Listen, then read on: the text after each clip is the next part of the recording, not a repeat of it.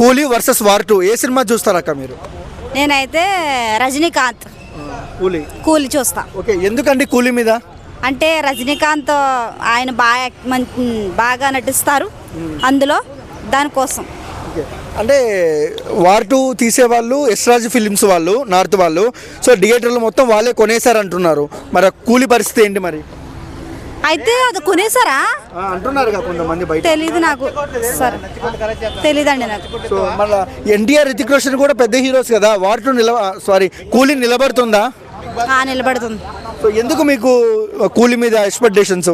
కూలీ అంటే మరి అది కొనేసినప్పుడు ఇది నిలబడదుగా, అదే ఉంటుంది. వార్ ఏంటది, వార్. సో మీరు ఏ సినిమా చూస్తారో చెప్పండి, వారా కూలీనా? నేను రెండు చూస్తా. సో ఏ సినిమా ఎక్కువ బ్లాక్ బస్టర్ అవుతుంది? వార్. ఎన్టీఆర్. సో ఎందుకు వార్ 2 బ్లాక్ బస్టర్ అంటున్నారు? ఎందుకంటే ఎన్టీఆర్ సినిమాలు ఎప్పుడు హిట్ అవుతానే ఉంటాయి.